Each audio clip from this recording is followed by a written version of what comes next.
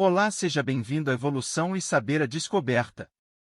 E você sabia que compartilha parentesco com o imperador romano, Carlos Magno, sendo seu avô Isaac Newton e seu ilustre tio?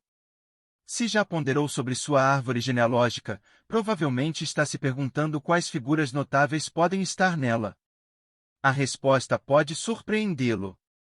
Neste vídeo, exploraremos a genealogia e demografia, principalmente na Europa e América do Norte, discutindo quem podem ser seus antepassados e como descobrir isso. Muitos de nós têm uma noção vaga de quem foram nossos ancestrais, baseando-nos em características físicas como cabelo, pele, cor dos olhos e no local onde vivemos atualmente. Se o sobrenome não foi alterado, pode revelar ainda mais sobre nossas raízes. Por exemplo, se seu sobrenome tem sonoridade alemã, é provável que seus antepassados fossem alemães ou pelo menos originários dessa região. Ao pesquisarmos esses nomes e explorarmos nossos registros genealógicos, podemos retroceder no tempo para descobrir os nomes e histórias de nossos antepassados. Muitas pessoas ficam surpresas ao descobrir que podem rastrear sua linhagem muito além do que imaginavam, encontrando histórias fascinantes. Que tão comum é ter personalidades notáveis, como um cientista renomado ou um cruzado, em sua árvore genealógica? Descubra assistindo ao vídeo. Bem-vindo a este fascinante mergulho genealógico. Consideremos algo surpreendente: praticamente todos os presidentes dos Estados Unidos, com a exceção de um ou talvez dois, são descendentes do rei João da Inglaterra, que viveu entre 1166 e 1216 d.C. Um fato secundário interessante é que a maioria dos afro-americanos tem alguma ascendência branca, conectando-os a essa discussão. Outro presidente que foge à regra é Martin van Buren, cujo nome holandês o distingue. Não está claro se o mesmo se aplica a Donald Trump, mas sua herança escocesa sugere uma possível relação.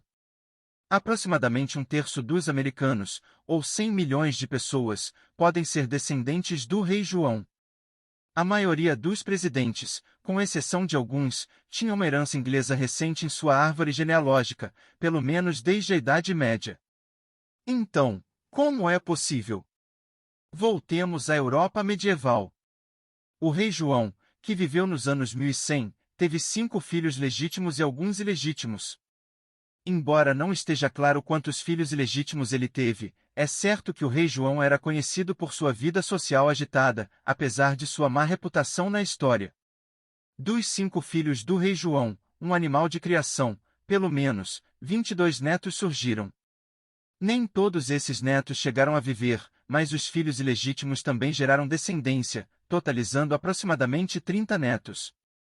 A partir desse ponto, rastrear a linhagem se torna desafiador, pois a linhagem se dispersa para além da linha principal. Pode-se estar diante de uma centena ou mais de netos, e assim por diante. A matemática não é completamente simples, pois é necessário considerar fatores como morte prematura, adesão ao clero e a decisão de não reproduzir.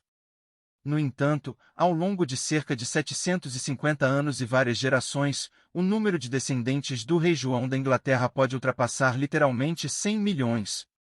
Ao se estender a análise para outras linhagens, como a do rei Alfredo, o Grande, que viveu no final dos anos 800, e também teve 5 filhos, percebe-se que muitas pessoas hoje são provavelmente descendentes dele. Isso é especialmente verdadeiro para aqueles de ascendência europeia. Para entender isso, considere começar com você mesmo. Você tem 2 pais biológicos, cada um com seus próprios 2 pais, totalizando 4 avós. Esse padrão se multiplica geometricamente a cada geração, retrocedendo 750 anos. A cada 30 anos por geração, a matemática resulta em uma estimativa de mais de 33 milhões de bisavós, embora a precisão seja limitada por fatores diversos. Ao retroceder várias gerações, a contagem de ancestrais aumenta exponencialmente, atingindo a cifra de 1 bilhão. Esse número parece contraditório, considerando que não havia 1 bilhão de pessoas na Europa naquela época. A explicação para esse enigma reside no fato de que você veria as mesmas pessoas aparecendo em sua árvore genealógica em várias instâncias. Essa ocorrência era comum, especialmente entre primos de terceiro grau, que frequentemente se casavam e tinham filhos. Embora esse tipo de união não seja considerado incesto, dado o distanciamento genético, casamentos entre primos mais próximos eram praticados até recentemente em algumas regiões do mundo, enquanto no Ocidente ocorriam, embora não fossem inéditos. O movimento de pessoas ao redor do planeta contribuiu para a dispersão genética, mas na Europa medieval, onde as comunidades eram isoladas, o casamento dentro dessas fronteiras era a norma. Isso explica, em parte, os casamentos entre primos de primeiro, segundo e terceiro graus.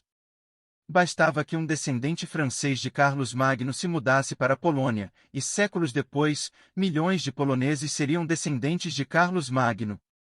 Essa tendência era mais evidente entre a nobreza, que, historicamente, se movimentava mais do que a população em geral.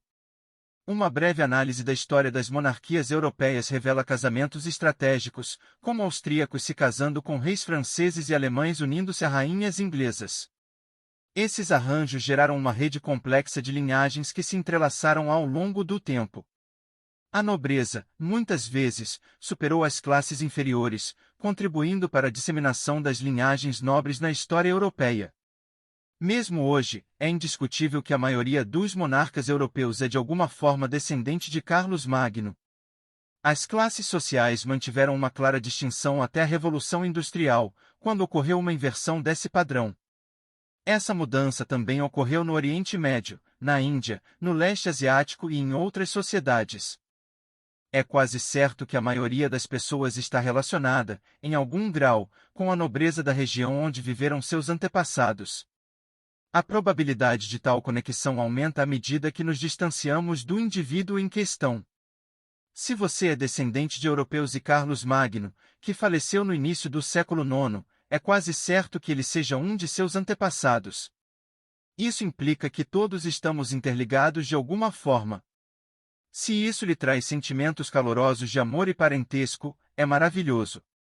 No entanto, é essencial considerar que, na genealogia genética, as histórias podem ser diferentes. A genética é um campo complexo, e devido ao número fixo de genes indivisíveis, os genes de ancestrais distantes podem ser diluídos e perdidos ao longo do tempo. A verdadeira questão é como determinar exatamente de quem você é descendente. A chave para isso muitas vezes reside em seu sobrenome. Conhecendo apenas seu nome e o nome de solteira da mãe, como mencionei anteriormente, é um bom ponto de partida. Existem numerosas fontes e registros online disponíveis, especialmente se sua família estiver na área por um longo período. A proposta parece ser a construção de uma árvore genealógica abrangente, permitindo interações com outras pessoas na plataforma e a conexão de sua árvore com as delas sempre que um vínculo é detectado. Isso oferece a oportunidade de vincular sua árvore, quando suficientemente desenvolvida, a outras figuras históricas e explorar sua relação com pessoas do passado e do presente. Ao descobrir alguns links para Carlos Magno e Luís, o nono rei da França. Contudo, é crucial lembrar-se de verificar os registros antes de ficar muito entusiasmado.